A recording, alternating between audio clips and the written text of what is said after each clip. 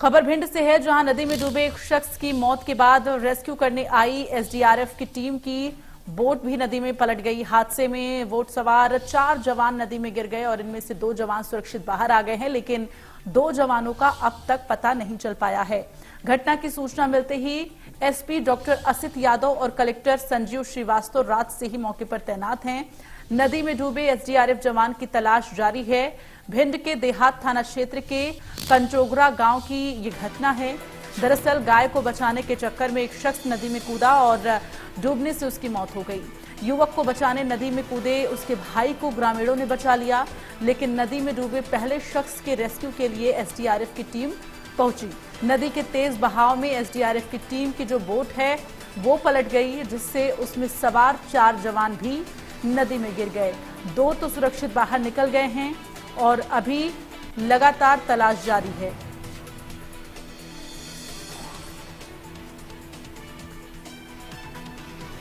और इस वक्त संवाददाता राहुल हमारे साथ ज्यादा जानकारी के लिए जुड़ गए हैं। राहुल, अभी क्या अपडेट है? 2 जवान तो सुरक्षित निकाल लिए गए थे, अभी फिलहाल किस तरह से वहां पर रेस्क्यू अभियान जारी है और क्या कुछ अपडेट है?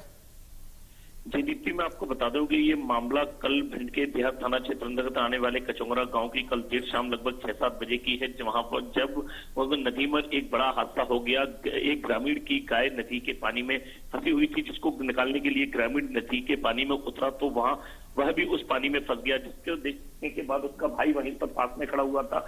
जब उसने अपने भाई को उस नदी में के पानी में डूबता हुआ देखा तो उसने भी बाविलंब उसमें छलांग लगा दी, जिसके बाद में उसने भी अपना संतुलन नदी के तेज बहाव के पानी में खो दिया। वहीं पर पास में खड़े ग्रामीण के द्वारा जो दूसरा भाई पानी में डूब रहा था उसको बचा लिया गया, लेकिन एक भाई की तो पानी में डूबने से मौत हो गई। वहीं पर जब इस बात की सूचना एसडीआरएफ की टीम को पता चली तो एसडीआरएफ की टीम मौके पर रेस्क्यू करने पहुंची। जैसे ही एसडीआरएफ की टीम ने एक लोकल गोताखोर और 3 जवानों के साथ अपनी बोट पानी में डाली तो वो बोट कुछ आगे चलने के बाद नदी में पड़ रहे भंवर में फंस गई और असंतुलित होकर पलट गई, जिसके कारण जो बोट में सवार 3 जवान और एक अन्य ग्रामीण उस नदी के पानी में गहराई में जाने लगे, लेकिन पास में खड़े कुछ ग्रामीणों के द्वारा रस्सी फेंककर एक ग्रामीण और एक जवान को बचा लिया गया। वहीं पर अन्य 2 जो बोट सवार जो जवान थे, जिसमें एक होमगार्ड का जवान था और एक एनडीआरएफ का जवान था, वो लापता है।